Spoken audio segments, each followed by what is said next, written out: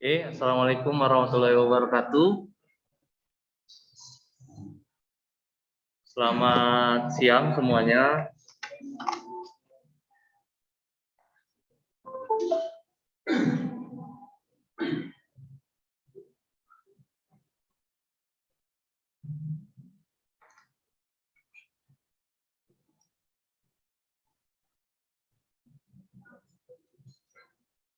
Oke, jadi kalau di slide minggu sebelumnya itu sudah ada dibahas tentang OSI layer ya.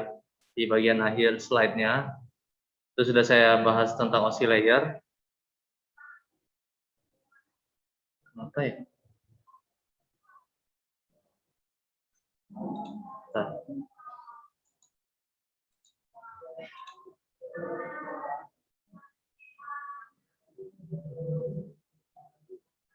Saya pakai Zoom ini untuk recording ya.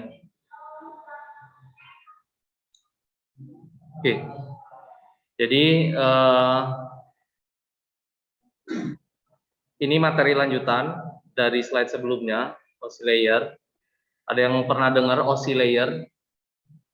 Harusnya di jaringan komputer sih. Udah belajar nggak? Di jaringan komputer. Jaringan komputer sudah ya? Jaringan komputer. Belum pernah dengar sama sekali OSI? Pernah? Kira-kira tentang apa OSI ini?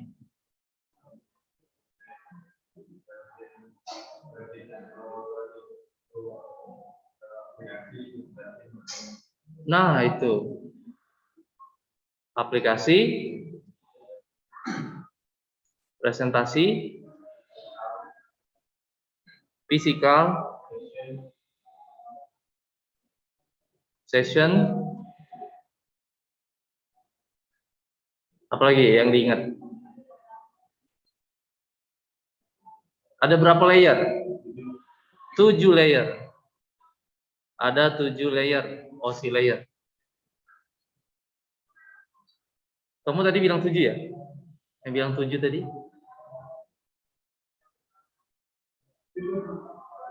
Terus tadi ada 2 yang bilang 7. Oke, jadi benar ya, OSI layer itu ini hubungannya tentang arahnya ke jaringan komputer. Jadi kita tuh anak teknik informatika,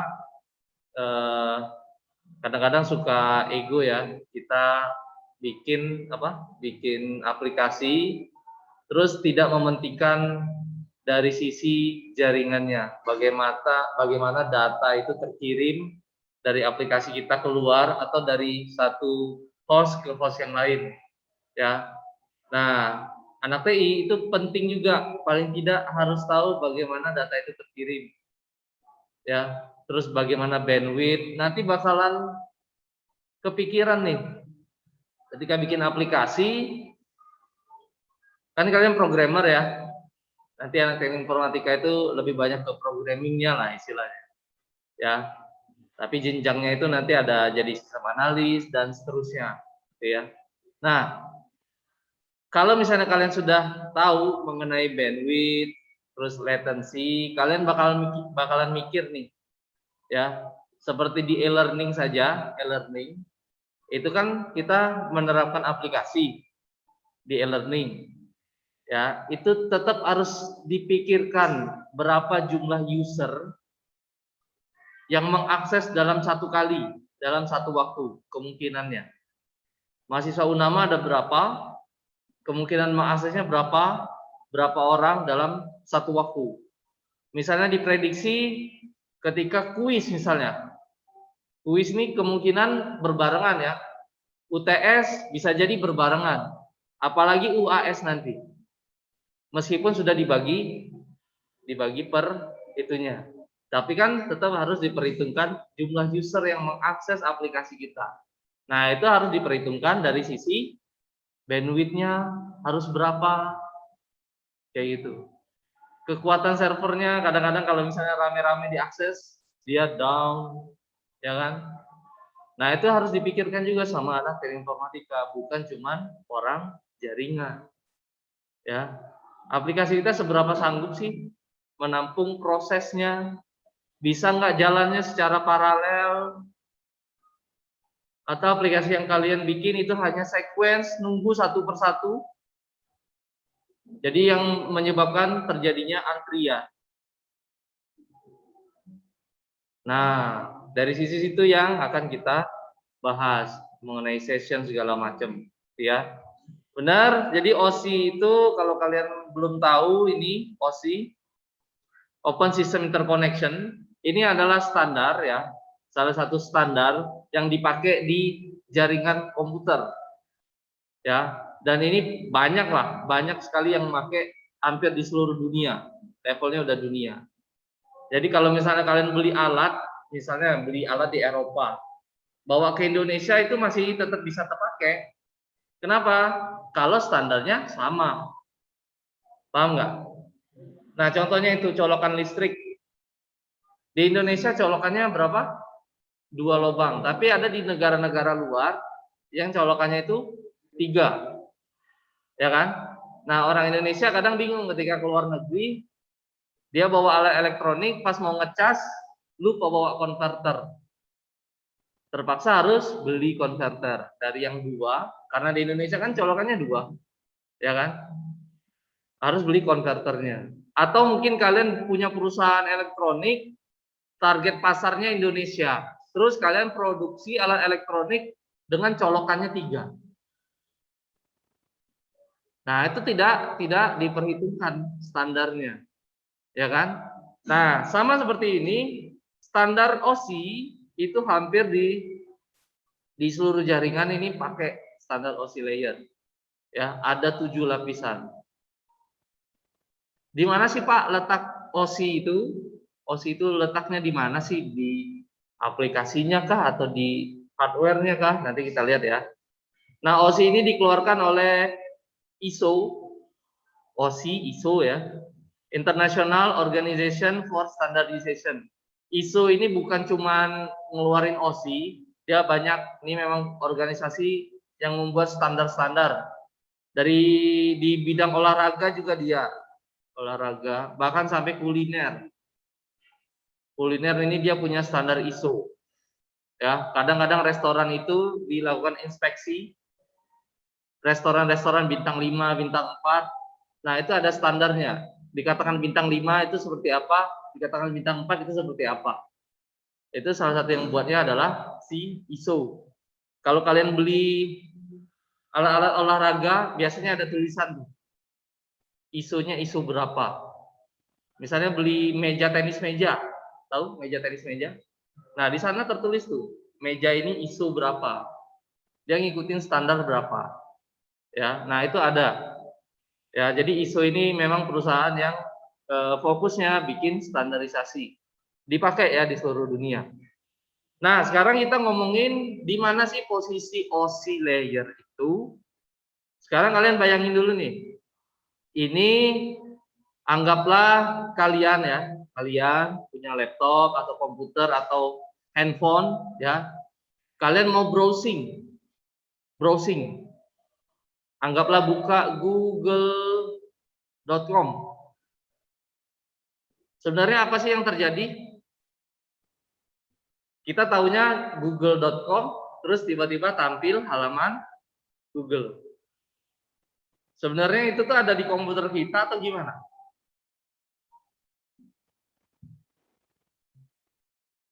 Ada di komputer kita, halaman Google-nya itu, atau ada di aplikasi, ada di browsernya, ada di Google Chrome-nya, atau justru ada di Amerika? Halaman Google-nya itu. Nggak tahu ya? Jadi sebenarnya ketika kalian buka browser, terus kalian akses URL google.com, itu kalian sedang melakukan request. Request kemana? Ke server Google. Nih komputer kalian atau laptop kalian atau handphone kalian ya. Kalian buka google.com itu sama seperti kalian request ke server Google, ngomong ke servernya, saya minta halaman pertama dari google.com. Kata servernya, oh ini siapa nih yang minta? Ini IP-nya sekian, MAC address-nya sekian. Sudah pokoknya ada satu proses. Oke, sudah dibangun trust, kepercayaan. Oke, saya berikan ini halaman Google. Dibalikin sama servernya ke kita. Barulah tampil di sini halaman Google. Google. Ada search box-nya, ada tombol search. Gitu ya. Jadi halaman Google itu adanya bukan di laptop kita. Ya, adanya di Amerika. Jadi kalau kita mau buka itu harus request dulu. Ya. Sama kayak e-learning Unama ataupun unama.ac.id itu nggak ada di laptop kita. Kalau web base ya, web base nggak ada di laptop kita. Ya. Jadi kita tuh harus request dulu ke servernya Unama, dari server Unama itu ngebalikin halaman unama.ac.id halaman depan. Kayak gitu. Oke, nyambung sampai di sini? Nyambung ya. Nah, beda lagi dengan apps. Kalau misalnya kalian install aplikasi, yang di request bukan halaman, tapi cukup data. Kalau di aplikasi, tanpa harus connect pun, aplikasi itu masih bisa terbuka. Kadang masih ada interface-nya, ya kan? Cuman nggak bisa melakukan fitur-fitur. Kenapa? Karena nggak ada koneksi internet. Oke, jadi kalau kalau misalnya Android apps ya, Android ataupun iOS ya, ini yang di request adalah data ya, yang di request adalah data dari server. Sama prosesnya sama. Kalau yang web base itu sampai halaman-halamannya kita request, baru dibalikin ke klien. Kalau yang apps itu cuman datanya saja. Oke. Nah, di dalam sini untuk ngirimin data ini, kalian kebayang nggak yang ngalir di kabel Ethernet itu apa? Misalnya tadi google.com, apakah tulisan google.com-nya yang ngalir?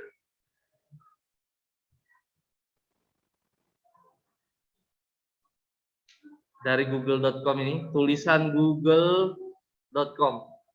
Apakah ini yang ngalir di internet? Enggak. Ini ada namanya OSI layer. Ada 7 lapisan. 1, 2, 3, 4, 5, 6, 7. 1, 2, 3, 4, 5, 6, 7. Ya, request ini dikonversi ke bawah sampai terakhir di sini jadi biner 01, 01, 00, 10, 10, dan seterusnya.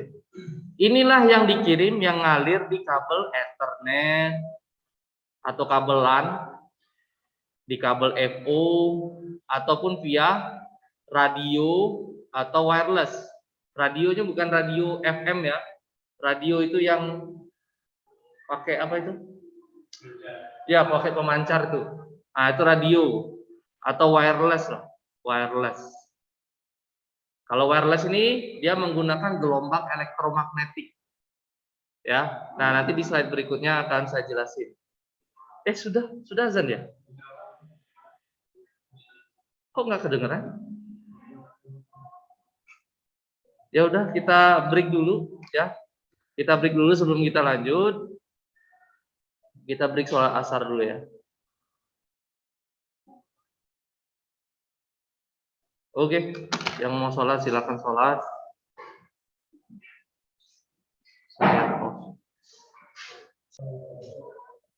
Oke, jadi tadi di slide sebelumnya disampaikan bahwa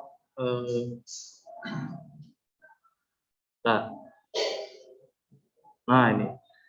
Jadi setiap data kita yang kita request, apapun itu ya, bukan cuma request, setiap data yang mengalir di internet itu pasti melalui OSI layer.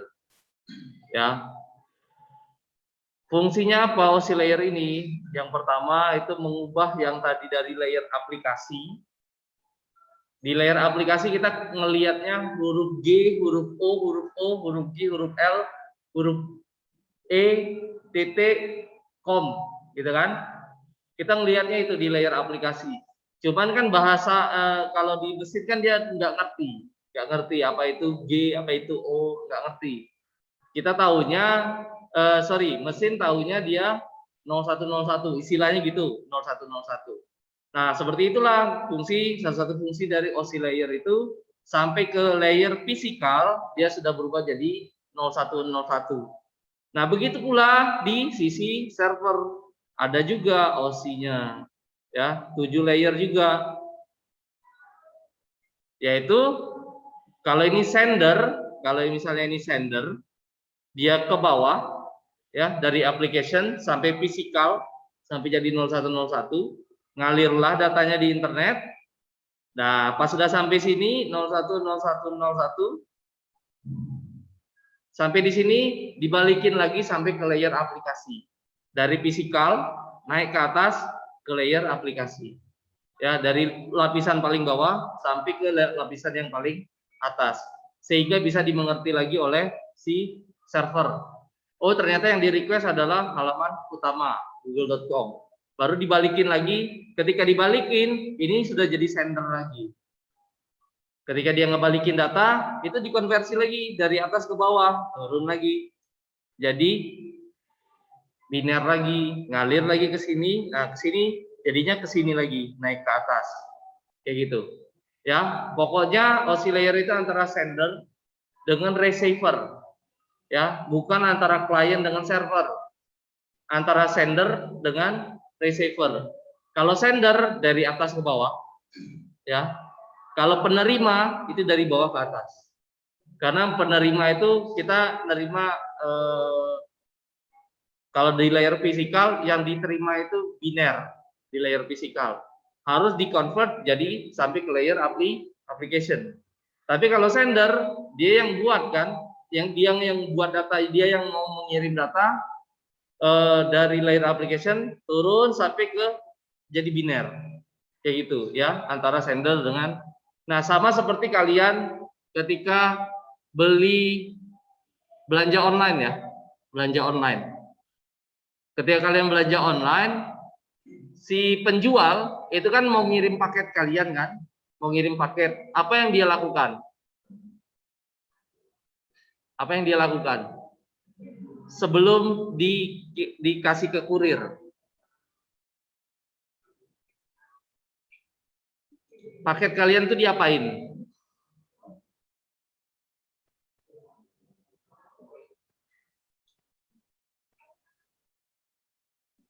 Waduh, ngeheng ini. Paket kalian itu diapain?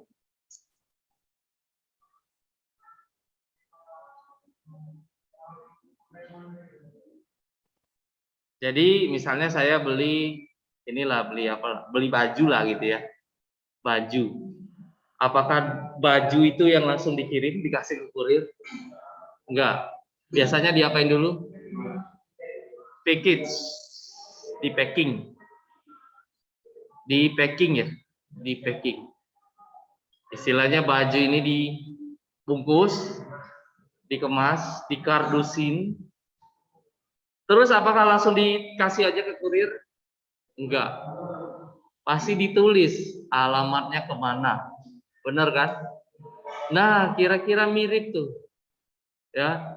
Baju itu di layer application, turun ke bawah itu dibungkus, dikasih header, ini alamatnya ke sini loh, ini dikirimnya ke sini loh, terus pengirimnya ini, penerimanya ini, terus alamat pengirimnya ini, alamat penerimanya ini. Dibungkus dalam satu kardus. Kalau di OSI layer ya, di OSI layer tuh dibungkusnya tuh terakhir.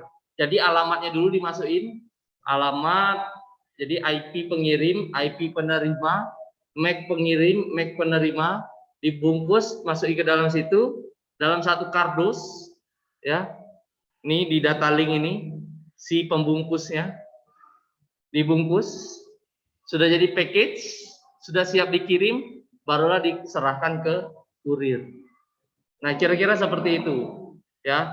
Jadi ini si sender data itu turun ke bawah sampai jadi biner 1010.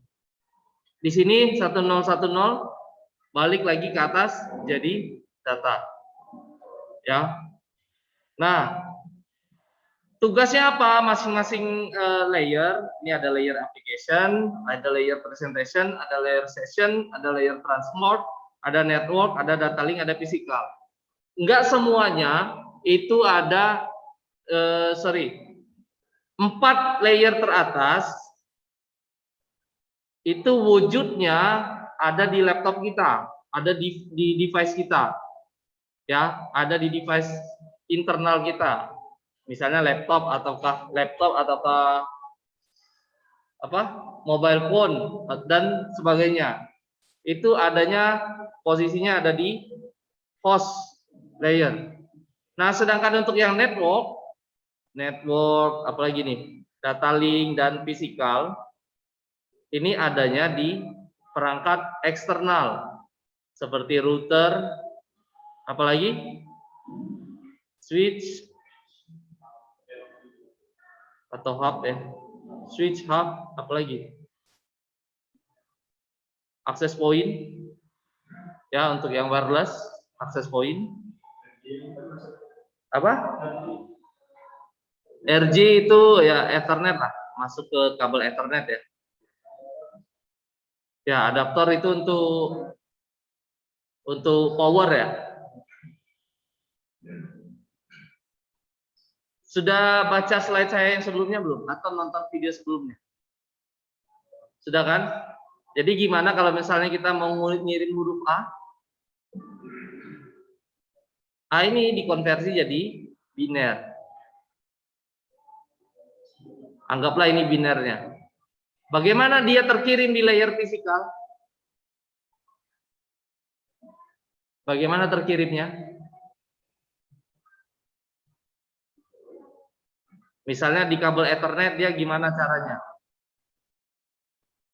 Apakah angka 1 dan angka 0 benar-benar ngalir di dalam kabel? Enggak. Jadi arus. Kalau di kabel Ethernet angka 1 direpresentasikan dengan arus naik. Kalau angka 0 turun. Itu di kabel Ethernet. Kalau yang di kabel FU, fiber optik. Fiber optik pakai apa? Kalau yang ini yang ngalir listrik ya. Kalau di Ethernet. Kalau fiber optik yang ngalirnya apa? Cahaya. Tahu kan? Nah, representasi 01-nya ya, kalau ini cahaya hidup ya. Hidup ya atau masuk ya. Cahaya hidup ini atau cahayanya mati. Jadi caranya itu kalau fiber optik itu anggap saja ini ada lampu ya, lampu. Gimana sih bentuk lampu ya? Ya gini ya. Nah, bulat gini ya. Anggaplah lampu ya. Terus di sini ada kabel fiber optik. Atau jangan ngebayangin kabel fiber optik. Tadi kalian mungkin nggak bisa ngebayanginnya. Pernah main layangan enggak? Pernah benangnya itu benang apa? Bukan yang gelasan, tapi yang licin. Tangsi, benang tangsi. Atau kalau nilon itu yang putih dah. Oh, kelas saya. Oh, udah, kok bisa salah kelas? Ini yakin kelas saya nggak salah? Nama dosennya siapa? Bukan. Saya bukan Pak Yopi. Hah? Salah nggak? Hah? Udah yakin ya, benar ya? Benar ya? Oke. Pokoknya lihat Rido gitu ya. Ada Rido berarti benar gitu ya. Oke. Jadi kalau benang tangsi dia itu kayak plastik ya, kalau benang benang tangsi. Ya, atau benang apa ya? Pokoknya dia kayak plastik lah. Jadi kalau di ujungnya, kalian ambil ujungnya, ujung yang sebelah sini, kamu taruh lampu, deketin ke lampu, terus kamu pegang ujung satunya, di ujung satunya itu akan kelihatan seperti ada cahaya. Di ujung satunya. Pernah nggak kamu melakukan itu? Nah, saya pernah melakukannya. Belum pernah. Jadi benang itu kalau kamu deketin ke lampu, satu ujungnya, taruh ke lampu, nanti bakalan di ujung satunya itu akan ada cahaya di ujungnya. Kalau di benangnya tengah-tengah itu nggak kelihatan, tapi hanya kelihatan pas di ujungnya aja ada cahaya. Nah, kira-kira seperti itu, mirip cara kerja fiber optik. Ya, jadi di sini di ujung sini kasih cahaya, nanti dia akan muncul di ujung sini juga cahayanya. Kayak gitu. Nah, sepanjang itu fiber optik cahaya yang hadir. Makanya fiber optik itu nggak boleh patah. Dalamnya itu serat kaca. Serat kaca. Jadi bukan benang. Saya contohin aja tadi benang. Yang sebenarnya fiber optik itu di dalamnya itu serat kaca. Kalau kamu bengkokin lagi, bengkokin aja dikit, bengkokin, nggak ada patah-patah nian lah. Nah, itu sudah dijamin internetnya putus. Ya, sudah dijamin internet putus. Kemarin Unama ini berapa jam tuh internetnya mati? Karena backbone-nya tercangkul yang di depan Trona. Karena kita ini pakai Telkom ya, Telkom atau apa itu saya lupa. Nah, kabel FO-nya itu tercangkul sama mobil eskavator, tercangkul. Nah, itu kalau kabel yang kecil itu sebentar ngebenerin kabel FO itu. Sebentar, ada alatnya khusus. Diputusin dua-duanya, nyambungnya gini, terus kayak diklip gitu, ditutup, entah diapain saya nggak tahu, baru nyambung lagi dia. Ya, nyambungin serat kacanya itu. Tapi kalau yang besar itu, itu lama nyambung. Bisa sejam, bisa 2 jam, ya. Nah, itu kalau fiber optik ya, fiber optik itu yang ngalirnya adalah cahaya. Kira-kira seperti itu cara kerjanya. Jadi 01-nya itu, satunya itu ya ada cahaya, kalau 0-nya anggaplah lampunya dimatiin, lampunya dihidupin, kayak gitu. Ya, kalau misalnya dari sini nih saya hidupin lampu nih. Sama Rido di Unama Sano, kita tarik benang tangsi tadi dari sini sampai ke Unama. Gitu kan? Saya hidupin lampu di sini, Rido bakalan lihat cahayanya di ujung sana. Kalau saya matiin lampunya, Rido bakalan lihat cahaya di ujung sana tuh cahayanya mati, kayak gitu. Tahu kecepatan cahaya berapa? 3 kali 10? 10 pangkat 8 atau 300 juta, satuannya apa? Meter per second. Cahaya matahari yang kita lihat sekarang itu adalah cahaya matahari 8 menit yang lalu.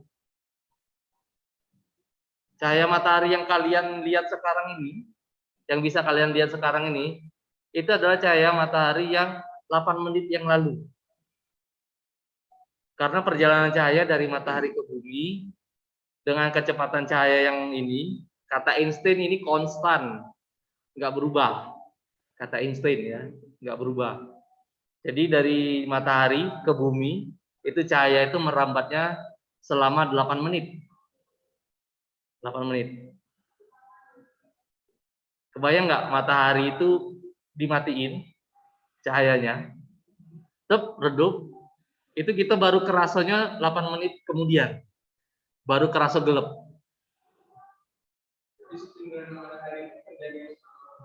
Iya, yang kita lihat itu 8 menit yang lalu. Jadi misalnya kita sedang menyaksikan gerhana matahari, puncaknya jam 10 lewat 10 misalnya. Sebenarnya itu sudah terjadi 10 lewat 2 menit. kita baru bisa melihatnya 10/10. Karena itu kejadiannya sudah 8 menit yang lalu. Kayak gitu. Ya, nggak percaya hitung aja. Cari jarak antara bumi dengan matahari, jaraknya berapa? Ya. Terus tinggal kalikan ini, dibagi, sorry. Jaraknya ini bagi ke ini. Angkanya sekitar 8 menit. Karena ini second ya, 8 kali 6, 480 detik. Cahaya dari matahari sampai ke bumi 480 detik. Ya. Berarti jauh banget ya matahari ya. Kita aja lihat wajah kita di cermin, itu bareng atau enggak kalau kita bergerak? Bareng atau enggak? Enggak bareng sebenarnya. Ada delay. Bisa dihitung delay-nya. Karena proses kalian lihat di cermin, ini kalian ya, anggaplah ya, lagi berdiri gitu ya. Lagi berdiri, ini badannya, nih kaki gitu ya. Ini cermin. Jadi ketika kalian melihat wajah kalian, itu prosesnya kan kayak gini. Baru balik lagi ke mata. Ada cahaya lampu ruangan, lampu rumah, mantol ke muka kalian, ke cermin, baru ke. Jadi setiap kita bergerak, itu sebenarnya nggak bareng. Tapi karena saking cepatnya cahaya, kelihatannya seperti bareng. Mungkin suatu hari nanti bakalan ada yang ngerekam pakai kamera yang frame-nya sangat tinggi, berapa frame per second-nya, jadi bisa di rewind nanti. Terus dibikin pelan-pelan banget ketika kita bercermin, ketika kita bergerak itu, mungkin ya, mungkin yang dimana kecepatan ininya bisa sampai ini 3 kali 10⁻8 frame per second mungkin, tapi belum ada ya, jauh banget soal angkanya. Ya, oke, itu intermezzo ya, intermezzo. Nanti di videonya saya cut lah. Nah ini ya, jadi ini layer-layer yang ada di OSI model, OSI layer. Jadi perlu kalian ingat, OSI itu antara sender dan receiver, pengirim dan penerima, pengirim, sender, dan penerima. Kalau pengirim dari mana ke mana arah ininya, arah prosesnya di OSI layer, dari application sampai ke physical, baru dia jadi biner. Inilah yang ngalir di kabel. Penerima menerima binernya, baru kita buka. Sama seperti paket tadi, baju dilipat, dikasih plastik, dibungkus, dimasukin kardus, ditutup lagi pakai plastik, pakai bubble wrapping mungkin kan, ditempelin alamatnya, alamat pengirim, alamat penerima, baru dikasih ke kurir, kurirnya nganter sampai ke Jambi. Di rumah apakah langsung bisa kita ambil bajunya? Enggak, dibuka dulu paketnya. Buka dulu paketnya. Buka dulu, buka sampai ketemu bajunya, baru bisa dapat. Nah, itu kira-kira ya. Paket di sini ada packaging di bagian sini, data link. Tugas si data link. Nanti saya jelasin satu persatu. Ya.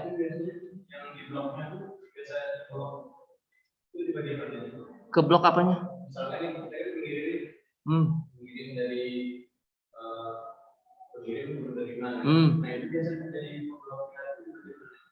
Biasanya itu karena terjadi collision, terblok kan, artinya tidak sengaja kan. Iya, itu adanya di layer data link. Ya, jadi ketika kita ngirim paket data, ketika dia terjadi tabrakan data istilahnya, sama-sama ngirim, plek tabrakan, itu namanya terjadi collision.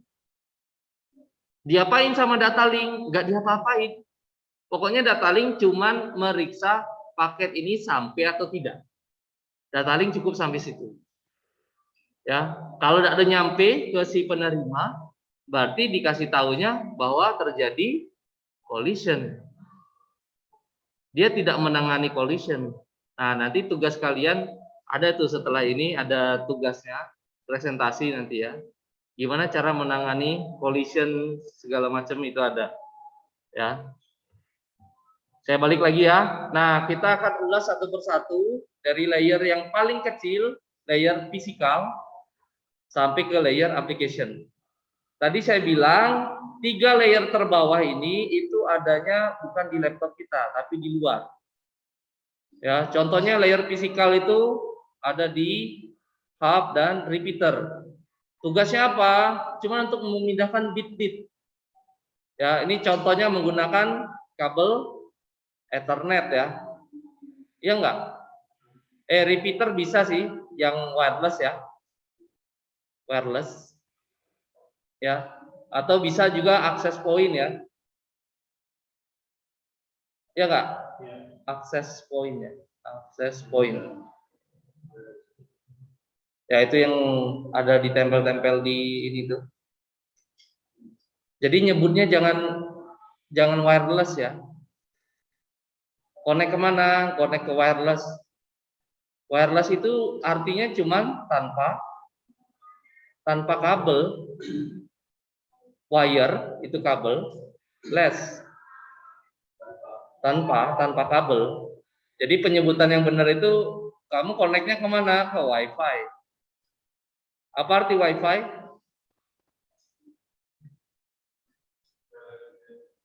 Apa? Wireless fidelity.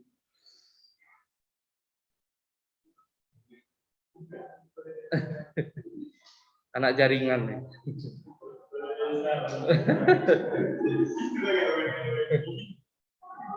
Oke, jadi di layer fisikal itu ngurusin bit-bit saja, ngirim dan nerima, ya. Yang tugasnya kalau misalnya dia nerima 1010, oke. Kalau di kabel Ethernet maka arus naik, arus turun, arus naik, arus turun. Kalau kabel Ethernet, kalau FO tugasnya, berarti tinggal hidup matiin lampu istilahnya gitu ya, hidup matiin lampu. Kalau di wireless atau WiFi itu pakainya apa? Gelombang elektromagnetik. Kapan dia 0, kapan dia 1? Tahu gelombang itu ada kayak gini? Apa ini? Amplitudo. Kalau dia naik, kalau dia turun, 0. Nah, itu gelombang elektromagnetik. Ya. Kebayang nggak? Kita ini sekarang ini di mana-mana ini ada sinyal elektromagnetik. Kalau seandainya ada kamera ya yang bisa mendeteksi sinyal elektromagnetik, ini kita ini di mana-mana nih sinyal elektromagnetik. Kenapa? Yang pertama kayak di kampus ini isinya sinyal semua. Ada access point yang selalu memancarkan sinyal elektromagnetik. Ya. Di luar belum lagi pakai handphone. Handphone ini koneknya kemana? Ayo, koneknya kemana? Ke Menara Eiffel ya? Yang sering lihat nggak? Ke tower. Namanya apa? Sebutannya apa? Tower ini nih.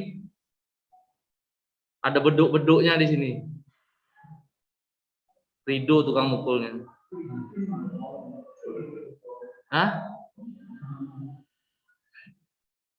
Apa namanya?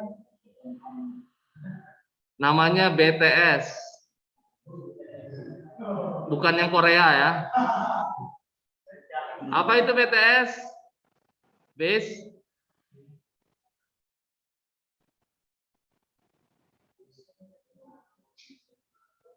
transmitter station. Kalau kalian keliling di Indonesia ya, di Indonesia itu rata-rata warna towernya merah putih. Kalau merah putih itu punyanya Telkomsel.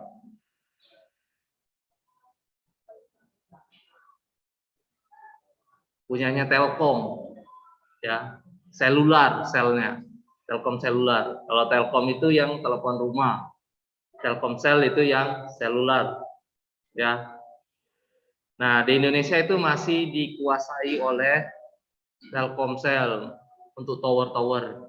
Kayak Tri itu masih numpang biasanya. Dia sewa, numpang ke tower-tower Telkomsel, tower Indosat ya. Kadang-kadang juga kalau saya lihat itu di atas-atas ruko pernah nampak ada tower-tower kecil. Nah, itu namanya mini BTS. Nah, itu biasanya punya Tri itu. Kalau warna abu-abu. Warna abu-abu tuh punya Tri. Ya. Tower Indosat juga ada tower Indosat. Karena Indosat itu dulu pernah jadi BUMN di Indonesia. Sebelum dijual ya. Kalau sekarang itu punya siapa ya? Singapura ya? Saya lupa. Iya, kalau nggak salah punya Singapura ya. Atau Malaysia. Ya, itulah ya. Nampaknya belum dibeli kembali ya. Oke, jadi di layer fisikal, nah ini yang tadi saya jelasin, di layer fisikal itu yang mengalir, kalau misalnya dia pakai kabel, itu adalah sinyal listrik. 1 itu arus naik, 0 itu arus turun. Pak, rusak dong alat elektronik kita, arusnya naik turun, naik turun. Arus yang dipakai di situ, itu bukan sebagai power. Bukan sebagai power. Kalau untuk powernya lain lagi ada colokannya. Kalau Ethernet itu harusnya itu paling 5 volt, 3 volt tegangannya. Kecil ya. Nah, itu bukan untuk ngidupin ngidupin device ya, kecuali yang pakai PoE ya. Apa itu PoE? Power over Ethernet. Power over Ethernet ya.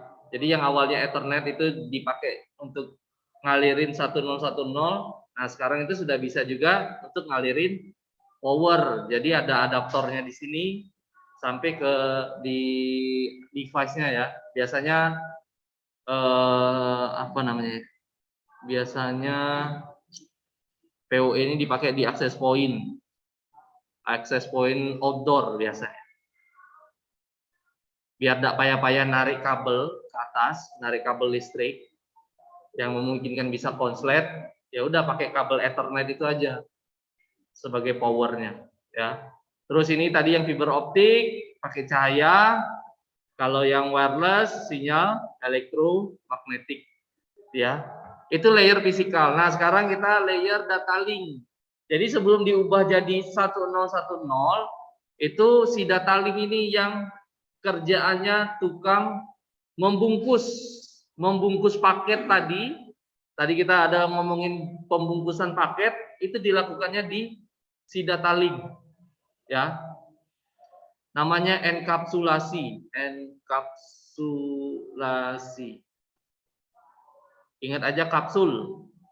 Kapsul itu apa? Di dalamnya ada obat, dibungkus pakai kapsul.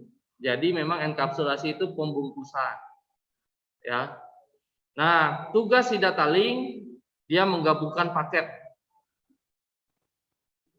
Setelah digabungkan semuanya dari application sampai ke data link dikasih header, barulah dibungkus sama si data link, dikasih headernya, dikasih tailnya.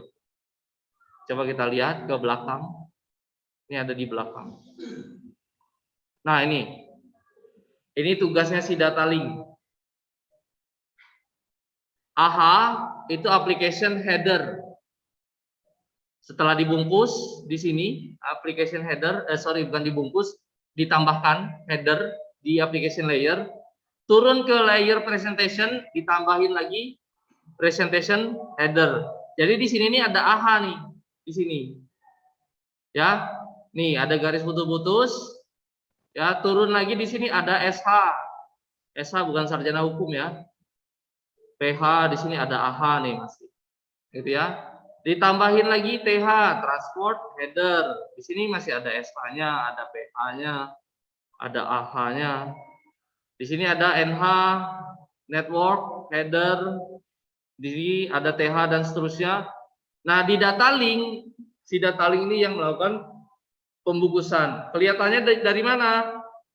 Dia ngasih header dan ngasih ini data header. Kalau ini T. Ada kepala, ada kaki. Ganti F aja ini ya. Biar cocok untuk food gitu ya. Apa? T-nya apa? Buntut apa buntut? Tail. Ini data tail. Nah, jadi itu tugasnya si data link. Dia membungkus dengan cara ngasih header dan ngasih tail. Coba kalau seandainya kalian download file atau download apa lah gitu ya dari internet. Terus misalnya terjadi korup filenya itu. Pas diklik ternyata nggak bisa dibuka. File korup. Kalian kira-kira tahu nggak? Kira-kira salah satu penyebabnya apa? Salah satu penyebabnya adalah data yang di-download tidak tuntas.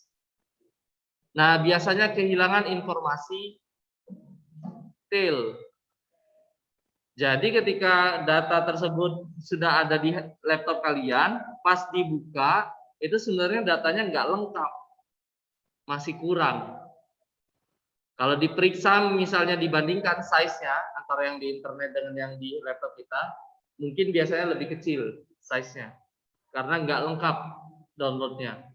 Tapi kalau misalnya dari yang di internet, terus ketika di laptop dia jadi lebih besar, nah itu hati-hati. Biasanya sudah ditambahin virus tuh. Ya, hati-hati. Ya.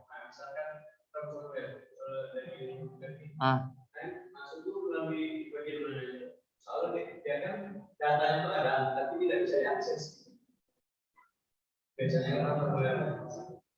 Kalau ransomware itu dia nyerangnya lewat port. Port berapa ya? Saya lupa. Port. Kalau port ini terbuka, dia bakal masuk lewat situ. Yang dia kerjaannya apa? Dia nggak menghapus, bukan tidak bisa diakses. Data tersebut di-encrypt sama dia. Tahu di-encrypt? Bukan disimpan. Jadi tidak bisa terbaca, bukan tidak bisa terbaca. Nih, proses encrypt itu seperti ini. Kalau ada tulisan aku, saya encrypt, ya. Ini hasilnya anggaplah 1A346.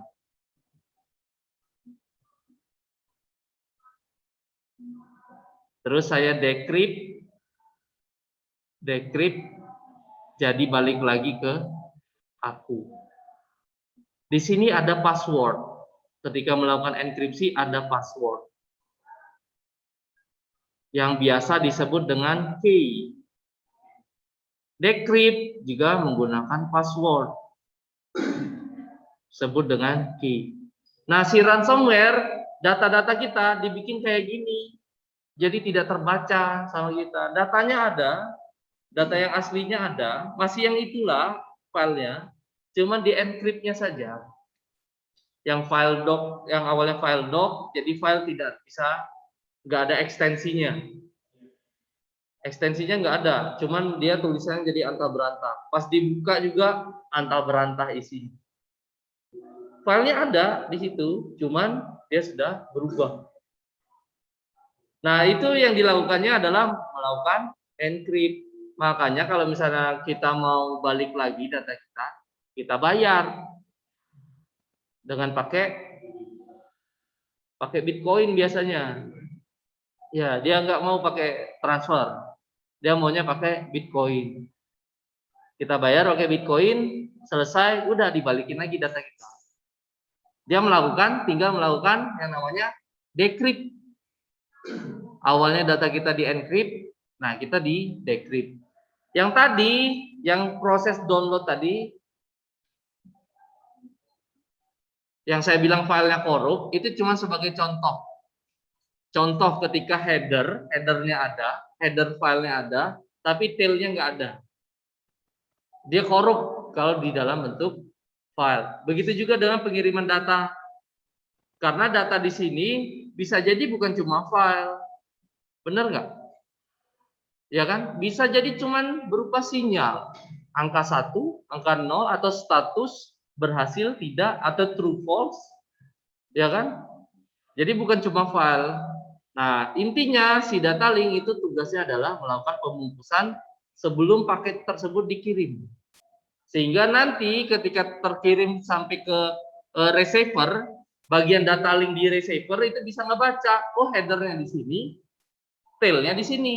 Inilah satu keutuhan data. Tinggal dibuang headernya, tinggal dibuang tailnya, dibuang headernya, dibuang tailnya, sisa tengah-tengah ini. Naik ke atas ke network layer. Network layer, oh ini header network layer, buang lagi. Naik lagi ke atas, oh ini ada transport header, naik lagi ke atas, ada ini dibuang, naik lagi ke atas, ada ini, istilahnya dilepasin lah gitu ya, bukan dibuang ya, dilepasin sampai ke application data, sampai ke atas, nah barulah data yang seutuhnya. Data yang benar-benar yang tadi dikirim itu yang ditampilkan di layer application. Sama seperti tadi saya ngechat ya, misalnya saya kirim huruf A ke Rido misalnya. Huruf A. Huruf A itu akan dikonversi melalui beberapa OSI layer sampai jadi bit-bit biner, masuklah ke internet, ke servernya WhatsApp mungkin ya, baru dia ke HP Rido, di HP Rido baru dia, belum ke HP Rido ya, dari access point dulu, terus kebalik, router, access point, baru sampai ke HP Rido, barulah dia muncul lagi sebagai huruf A. Nah, kira-kira seperti itu. Jadi yang ngalir itu benar-benar biner, bukan lagi huruf A-nya. Kayak gitu, ya. Di OSI layer seperti itu. Oke? Kita lanjutin? Lanjutin dulu ya. Nah, ini di data link seperti itu ya. Dia tugasnya melakukan pembungkusan. Dan tugas lain dari si data link adalah dia bisa mengetahui jika terjadinya collision. Ya, terjadi tabrakan data. Nah, tapi si data link itu tugasnya hanya memeriksa apakah ada tabrakan data atau tidak dengan cara di receivernya tidak terkirim, berarti terjadi tabrakan data. Udah gitu aja, dia tidak menghindari. Tapi biasanya si data link dia akan melakukan pemeriksaan sebelum dilakukan transmisi, ya. Kemudian, nah ini di data link juga punya pengalamatan ini untuk di jaringan lokal ya, menggunakan MAC address. MAC address ini besarnya 6 byte. Tahu byte? Kemarin kita belajar bandwidth latency, udah dibaca. Ada sering kalian dengar ini Mbps. Apa? Megabit. Megabit per second. Jadi hati-hati ya, jangan tertipu kalau ketika pengen beli kartu perdana ada yang nawarin nih. Wah, ini kartu perdana kecepatannya 50 Mbps. Di kepala kita rasanya itu downloadnya 50 megabyte gitu ya. Wah, berarti kalau streaming kenceng nian ini. Ya. Jangan lupa itu megabit. Megabit per second. ditawarin kecepatannya 100 Mbps. Mbps ini udah 100 ini anggaplah 10 ya. 10 Mbps. Nih kartu saya beli kecepatannya 10 Mbps. Kebayang nih, wah download 10 megabyte per detik gitu ya. Berarti download film 600 mega, 700 mega. Ya paling cuman 70 detik lah gitu ya. 70 detik. Kalau 10 mega 70 700 iyalah 70 detik. Cuman 1 menit berarti gitu kan? Iya dah. Kalau kebayangnya 10 megabyte padahal ini adalah megabit. 1 byte itu sama dengan 8 bit. Berarti kalau 10 Mbps, B di sini bit, kalau dijadikan Mbps, ini baru byte ya, kalau hurufnya besar. Megabyte. Gimana? 10 bagi 8. Berapa? 1,25. Jadi kecepatannya cuma 1,25 megabyte per detik. Ya. Lanjut lagi ke sini ke MAC address. Jadi kalian harus bisa membedakan yang mana yang byte, yang mana yang bit. Ini juga udah kita pelajari nih di minggu kemarin. Ini kan yang mana sih yang disebut dengan 6 byte? Ini nih 1, 2, 3, 4, 5, 6. 6 byte.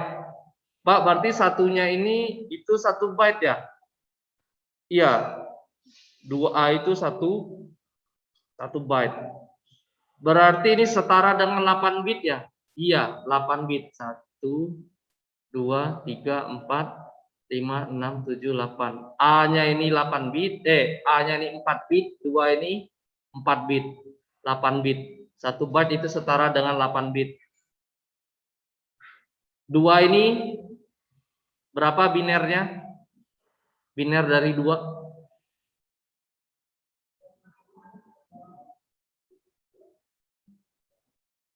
0010. 2. Kalau A di heksadesimal katanya nonton video saya. Ini ada nih penjelasannya nih, ini video. Ini heksadesimal. Heksadesimal itu 16 ya. Basis 16. Setelah 9 apa? A, B, C, D, E, F. Ini 16 nih. Dari 0 sampai 15. Jadi kalau di basis 16 itu enggak dipakai 10. Enggak ada 10, enggak ada 11. Ya, adanya 10. Setelah F ini ada 10, 11 dan seterusnya. Jadi A di sini setara dengan 10, B 11, C 12, D 13. Nah, A tadi berapa? 10. 10 itu dibentuk dari berapa tambah berapa? 8 tambah 2. Berarti ini. Ini biner dari 2A. 1 byte atau 8 bit. Ini masing-masing ini 8 bit, 8 bit, 8 bit, 8 bit, 8 bit. Makanya kalau disebut MAC address itu besarnya adalah 48 bit. Kalau IP address berapa bit? IP address berapa bit? 32 bit. 192, 168, 18, 32 misalnya. Masing-masing ini itu 1 byte. 1 byte. Ini 1 byte, ini 1 byte, ini 1 byte. 1 byte berapa bit? 8 bit kali 4. 32 bit. Ya, IP address yang versi 4. IPv4. Ya. Oke, lanjut ke lapisan network. Nah, kalau tadi lapisan data link itu adanya di switch, bridge. Kalau network itu ada router. Router ini apa fungsinya? Nah, dia inilah tukang istilahnya apa ya? Penentu paket ini diteruskan kemana? Diteruskan, dilanjutkan kemana? Di bagian router, ya. Dia menyediakan pengalamatan secara logikal, menentukan rute terbaik paket itu dikirim. Ya, kita balik lagi ke belanja online. Balik lagi ke belanja online. Misalnya nih, saya belanja baju di Bandung. Di Bandung. Si penjual sudah di package segala macam. Package. Saya alamatnya di Jambi ya. Alamat saya di Jambi. Dari Bandung ini bisa melakukan pengiriman, bisa ke Jakarta, bisa ke Jawa Barat, Jawa Tengah, lanjut ke Jawa Timur, untuk ke daerah timur ya, dan seterusnya. Ya, kira-kira kalau dari Bandung yang mesennya di Jambi, kira-kira dia ngirimnya ke Jawa Tengah atau ke Jakarta? Sebenarnya dari Jawa Timur mungkin bisa, dari Jawa Timur atau Jawa Tengah mungkin ke Kalimantan. Dari Kalimantan mungkin ke Aceh. Dari Aceh mungkin baru ada jalur ke Jambi. Iya tak? Bener tak? Nah, kira-kira yang paling efisien lewat mana? Jakarta kan? Iya. Dari Jakarta misalnya paketnya sudah nyampe ke Jakarta. Dari Jakarta kan ada gudangnya tuh. Anggaplah JNE ya. Ada gudang JNE-nya di Jakarta. Jakarta Barat lah, taruh. Dari Jakarta Barat kirimnya kemana lagi? Dari Jakarta Barat ini bisa ke apa? Ke mana? Ke Lampung. Ya, jalurnya ada ke Lampung, ke Kalimantan. Ini anggaplah jalur darat ya. Kalau ke Kalimantan mungkin lewat pesawat. Dari Jakarta nih bisa ke Lampung, bisa ke Kalimantan. Kira-kira kemana? Ke Lampung ya. Dari Lampung kemana? Palembang. Dari Palembang baru ke Jambi. Nah, itulah fungsi dari si router. Di sini ada router, Jawa Tengah ini router juga, ini router, ini router, ini router, ini router. Jadi ketika paket di Bandung, ketika diperiksa alamatnya adalah ke Jambi, maka akan dicarikan jalur yang terdekatnya adalah lewat Jakarta. Pas sudah sampai di Jakarta, Jakarta ini router juga. Kita lewat mana nih? Lewat Lampung atau lewat Kalimantan untuk ngirim ke Jambi? Lewat Lampung lah, karena yang paling dekat arahnya ke Lampung. Nah, paket sudah sampai di Lampung, router di Lampung menentukan lagi, nih paket diteruskan kemana? Alamatnya ke Jambi. Berarti lewat mana? Lewat Palembang atau ke Batam misalnya. Palembang dong, karena yang paling dekat adalah lewat Palembang. Dari Palembang lagi, ini ada router lagi penentuan. Kemana ini perginya? Oh, langsung aja ke Jambi. Sampailah ke Jambi, baru sampai ke rumah. Nah, itu fungsi dari si router layer network. Jadi kalau misalnya kita ibaratkan dengan yang digital, tadi saya contohinnya menggunakan yang belanja online. Kalau yang ini contohnya, misalnya ini gedung Unama nih, gedung Unama, ini server Google. Gedung Unama. Saya di sini nih, pakai komputer ini. Saya buka google.com. Di Unama ada router. Google.com ini kemana? Arahinya kemana? Apakah ke Perancis, ini Perancis misalnya. Anggaplah ya, ini ya. Ini ke Singapura. Ini Amerika. Saya mau mengakses google.com. Arahin kemana nih dari si routernya? Di sini sudah ada list. Oh, kalau google.com itu arahnya ke sini. Ke Singapura. Ada server apa IIX bukan IIX di Indonesia.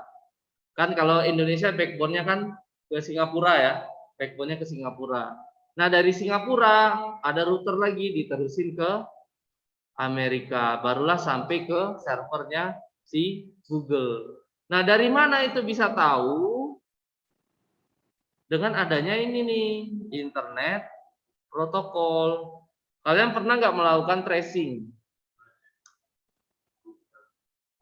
Bukan, yang ini, tracer. Google.com.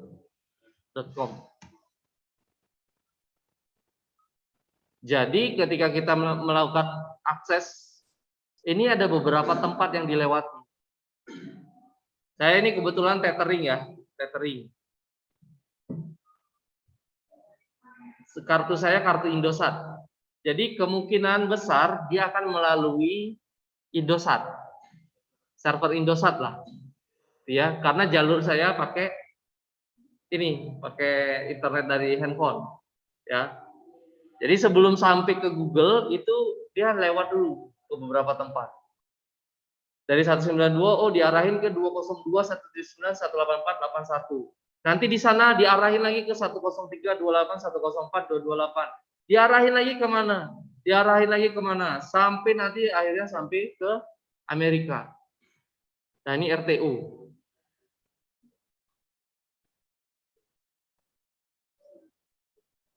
Nah terjadi RTO ini saya nggak tahu ya penyebabnya apa.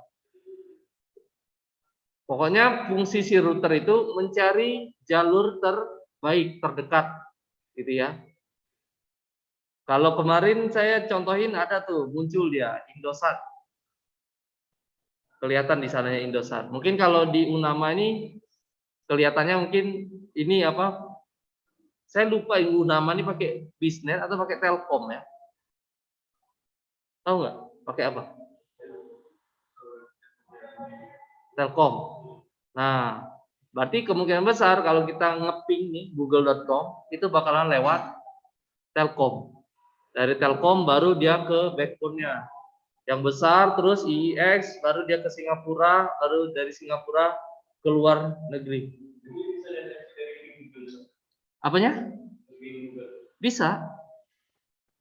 Jadi kita mau nyampe ke google.com itu kita melewati IP yang mana saja sih? Router yang mana saja? Nah,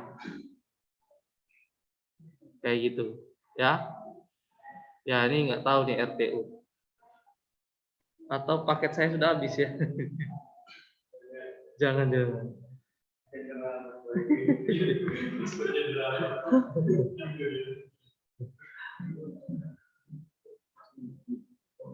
Akhirnya nyampe juga nih. Ya, nggak tahu lewat mana. Oke, jadi si router itulah yang berfungsi untuk pengalamatan ya, mencari rute terbaik. Nah, di sini juga ada algoritmanya untuk routing. Algoritma routing. Wah, udah jam 4:30. Waduh, masih banyak ini. Gimana dong?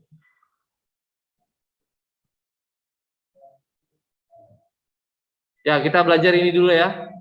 Yang algoritma routing.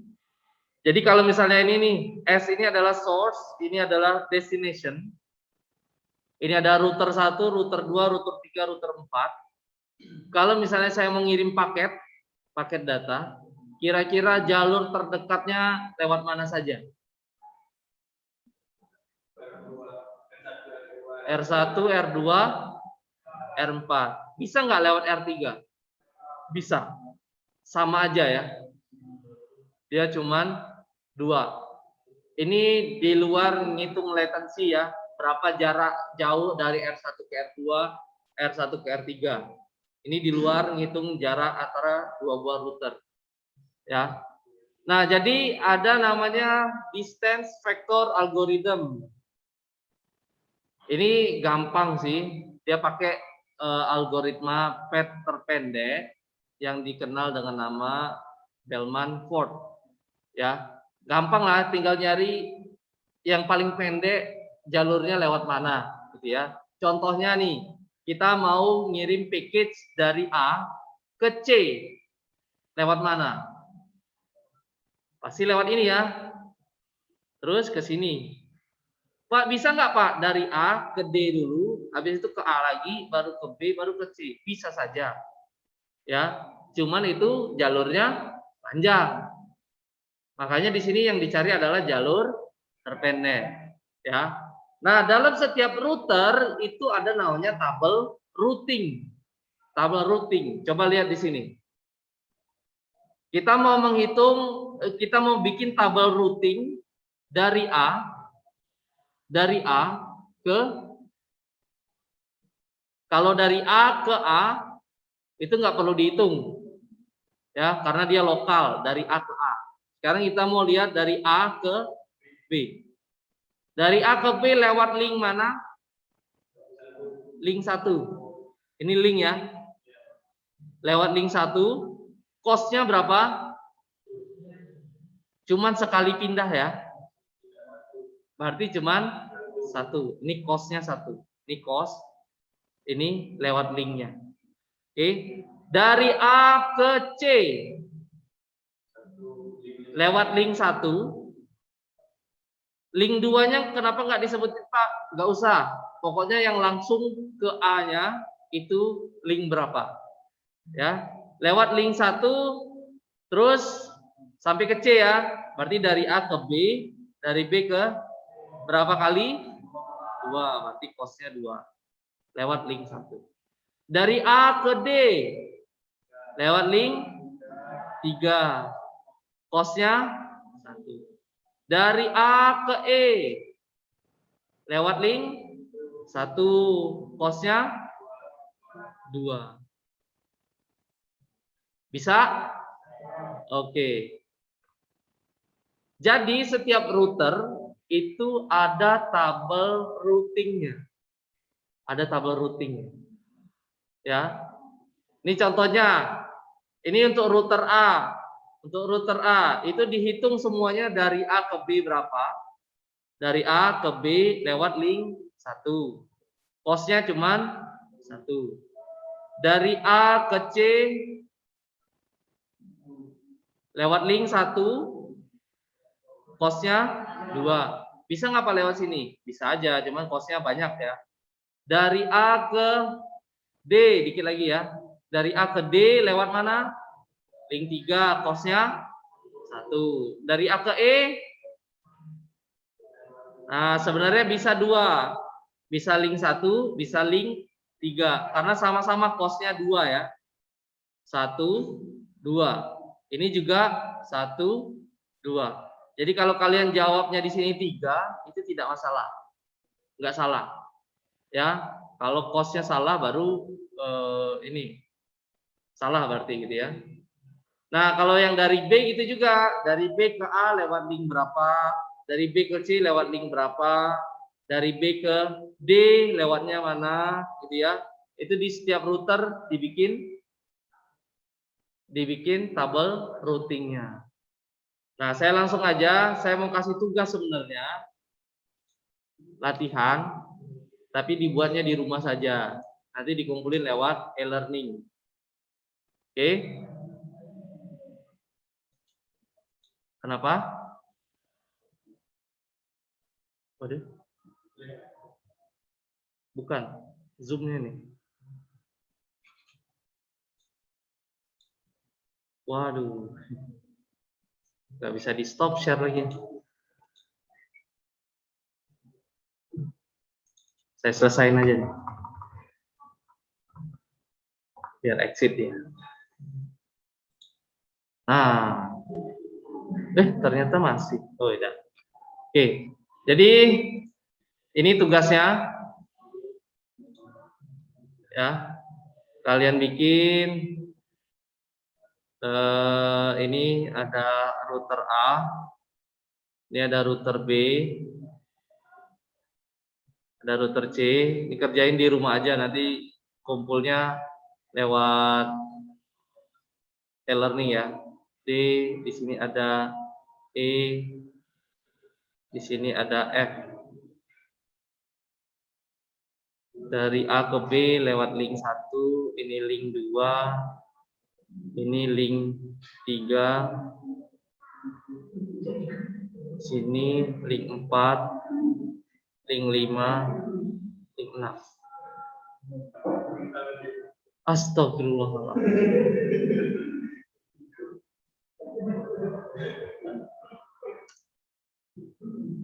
Nggak udah ngomong dari tadi.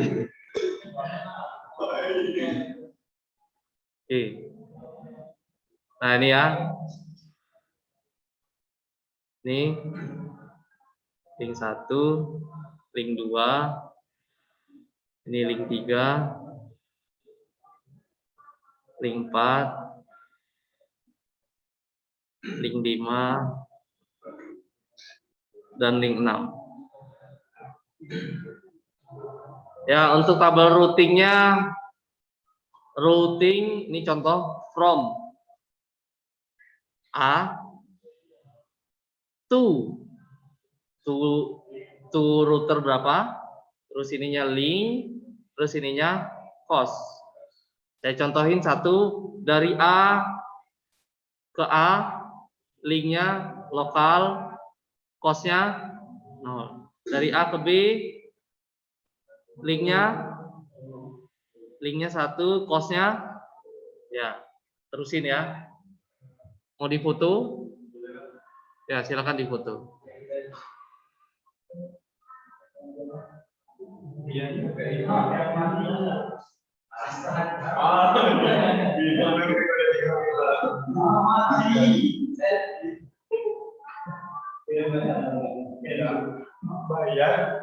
Nanti saya ini juga lah, saya taruh di e-learning ya. Saya download. Oke, ini karena waktunya sudah habis. Sebenarnya belum habis, sebenarnya sampai jam 5. Iya. Mau diterusin? Gak usah lah ya, gak usah. Oke, untuk sisanya nanti saya lanjutin aja pakai video. Kalian bisa tonton videonya ya. Apa? Semua router itu dibikin tabel routingnya. Berarti ini ada berapa nih? Ya, ada 6 berarti ya. Ada 6 tabel routing. Ya. Ini sebenarnya masing-masing ini ada hostnya ya. Kalau sebenarnya ini host. Ini host. Host itu ini apa? Jaringan lokal. Ya, karena router itu yang menghubungkan jaringan lokal satu dengan jaringan yang di luar. Ini host. Ini host. Ini ada hostnya juga ya. Semuanya ya ada host ya. Ada pertanyaan nggak? Nanti saya lanjutin aja untuk videonya, kalian bisa tonton di rumah. Oke, kalau nggak ada pertanyaan, sampai di sini dulu pertemuan kita. Saya tutup. Wassalamualaikum warahmatullahi wabarakatuh. Selamat sore. Ya.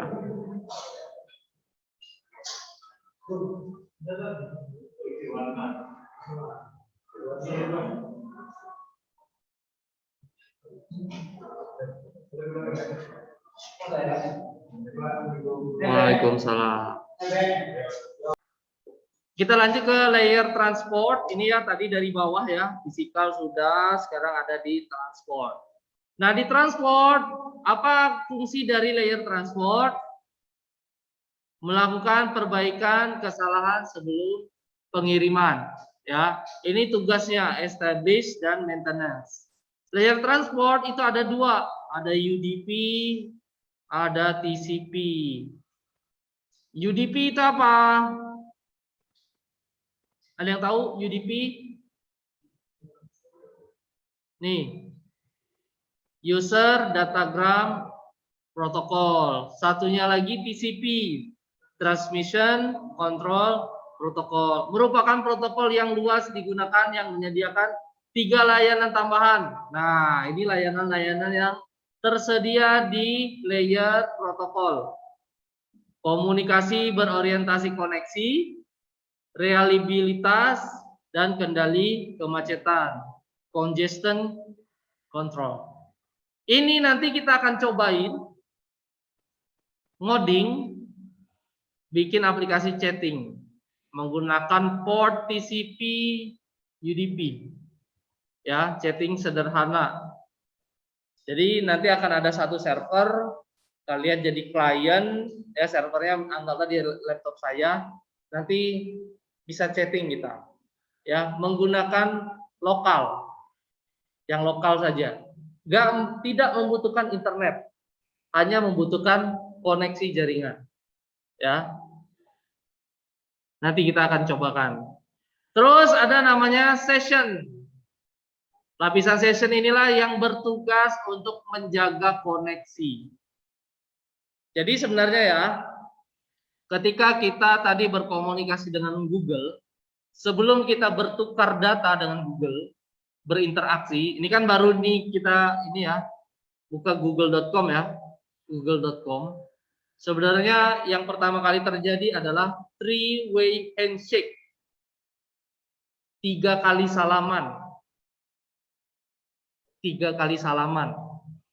Jadi ini kalau misalnya ada digambarin, ini si server Google, ini saya klien, ya. Ketika saya akses google.com, itu saya ngasih yang namanya kunci publik ke si Google. Kunci publik. Apa Pak kunci publik itu? Ini kalian pelajari nanti di enkripsi, ya. Bukunya namanya mata kuliahnya namanya kriptografi. Tahu kriptografi? Nggak tahu ya. Kayak ginilah, saya mau komunikasi dengan siapa namanya? Pram. Saya mau komunikasi dengan Pram. Ya. Kalau saya bilang kayak gini, kalian kan dengar semua ya. Tapi kalau seandainya saya menggunakan bahasa daerah atau bahasa rahasia, hanya saya dengan Pram yang tahu, kalian ngerti nggak? Nah, itu yang namanya enkripsi. Jadi kemungkinan besar mungkin kenapa banyak terciptanya bahasa, berbagai macam bahasa, itu salah satu tujuannya adalah enkripsi. Ya, sering terjadi di Indonesia ketika kita pergi ke toko, yang punya toko itu suka berbahasa mereka aja. Ya, antar sesama mereka ngobrol pakai bahasa mereka. Kita nggak tahu dia ngeburukin kita atau enggak, karena kita nggak ngerti, ya kan? Nah, itu sudah salah satu contoh enkripsi. Ya, pesan yang disampaikan itu rahasia, tidak lagi bisa dimengerti oleh orang lain. Ya, nah, itu namanya enkripsi. Ada namanya enkripsi itu ada 2, ada kuncinya simetris, ada asimetris. Kalau yang simetris, plain text dikonversi jadi cipher text. Plain text itu misalnya aku. Ketika jadi cipher text, bukan lagi aku. 14A36. Ini aku nih artinya. Ya, menggunakan kunci X2 lah misalnya. Ya. Dari plain text menjadi cipher text itu menggunakan kunci X2 namanya. Nama kuncinya X2. Ketika ingin mengembalikan dari tulisan ini menjadi tulisan aku lagi, itu menggunakan kunci yang sama, yaitu kunci X2. Itu yang namanya simetris, algoritma simetris. kunci untuk mengenkripsi. Ini proses enkripsi namanya. Dari plain text jadi ciphertext. Enkripsi namanya. Dari ciphertext menjadi plain text lagi. Ini namanya dekripsi. Bukan deskripsi ya, decrypt. Encrypt, decrypt. Kalau bahasa Inggrisnya encryption, decryption. Kalau bahasa Indonesianya enkripsi, dekripsi. Ya. Nah, kunci yang digunakan kalau dia simetris itu sama. Ya, anggaplah ini password lah. Password untuk jadikan ini pakai X2. Untuk mengembalikan dia menjadi aku pakai X2 juga. Tapi kalau misalnya asimetris, dari aku jadi 14A36 itu menggunakan kunci 1. Namanya kunci publik. Untuk mengembalikan ini menjadi aku kembali, itu menggunakan kunci yang kedua. Namanya kunci private biasanya. Ya. Nah, inilah yang dilakukan di three-way handshake.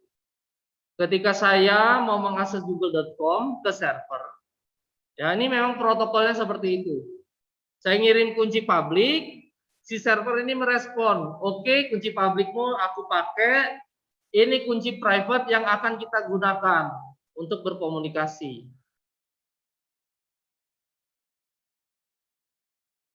Oke, kata dia. Kata kita dari klien, oke. Deal. Ngasih status bahwa oke, sudah diterima. Sudah terjalin seperti ini, sudah dibuatlah yang namanya session. Di-create-lah session. Selanjutnya, saya tinggal searching di Google.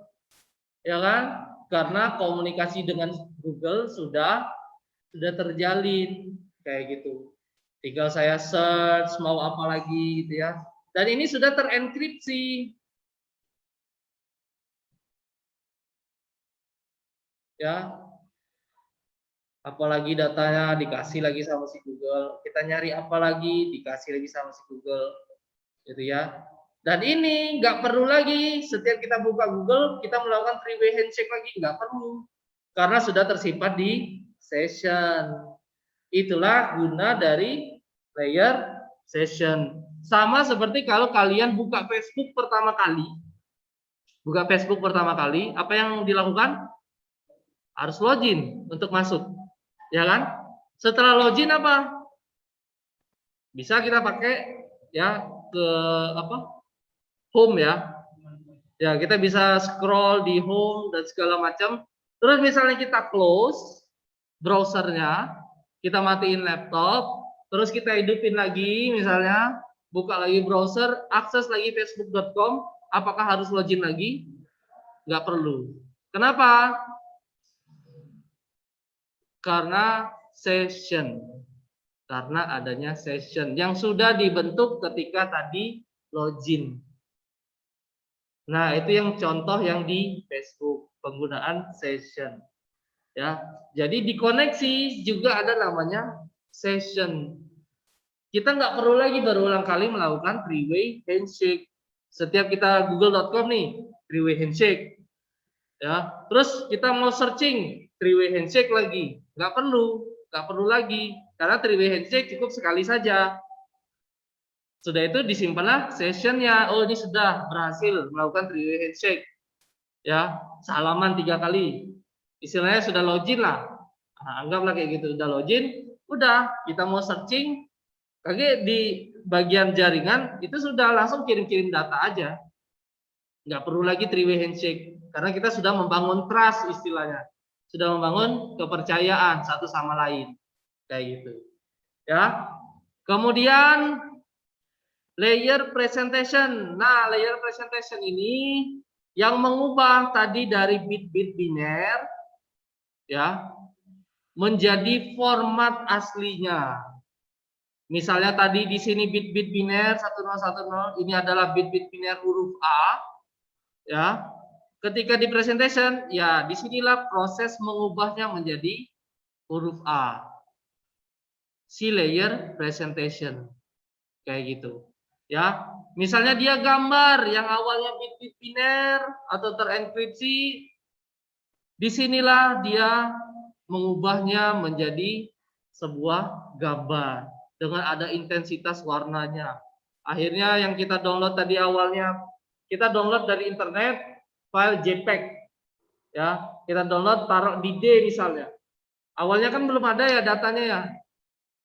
Si layer presentation inilah yang mengubah data yang sudah tadi ditransmit, data image tadi yang di-download, yang mengubah dia jadi sebuah file utuh menjadi file JPEG. Barulah di layer application bisa kita buka, bisa kita lihat. Kayak gitu. Ya. Nah, ini contohnya grafik image dengan ekstensi PIC, TIFF, JPEG ya. Si layer presentation inilah yang mengubahnya dari bit-bit biner menjadi file atau menjadi gambar atau menjadi teks atau menjadi apa saja. Ya, apapun itu misalnya video kah atau teks kah, si layer presentation ini. Barulah di layer application kita bisa melihatnya, kita bisa ngeprint, kita mau ngapain filenya terserah gitu ya. Itu di layer application ya. Contoh layer application yaitu menggunakan Google Chrome, yang mana aplikasi ini menggunakan protokol HTTP atau HTTPS.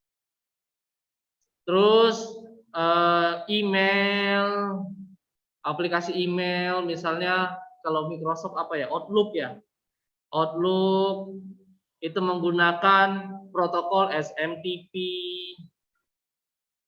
Terus ada FileZilla yang menggunakan protokol FTP atau SFTP. Ini untuk transfer file ya. Dan sebagainya ya. Itu di layer application. Oke. Nah, ini tadi sudah dijelasin kan? Kalau dari atas ke bawah, awalnya dia berupa data, anggaplah dia image atau apa, dikasihlah header application layer, dikasihlah header presentation layer, turun lagi ke bawah, ditambahin lagi. Jadi sebenarnya di sini ada header AH, di sini ada header PH dan AH. Di sini ada SH, PH dan AH. Di sini ada TH, SH, PH dan AH. Di sini ada NH, ada TH, ada SH, ada PH dan AH. Di sini baru dikonversi menjadi bit-bit biner. Jadi kira-kira yang terkirim itu seperti ini. Ya. IP-nya pakai IP versi berapa? Versi 4 atau versi 6. Terus headernya berapa panjang? Ya, dari atas tadi sampai bawah, header berapa panjang? Terus type of service-nya apa? Ya, terus ini total length-nya 16 bit.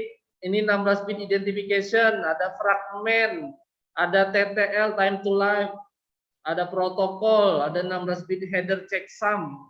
Ini ada 32 bit IP address. IP address itu kan contohnya nih 192.168.1.1. Setiap ini itu 1 byte. Ini 1 byte, ini 1 byte, ini 1 byte. 1 byte itu berapa?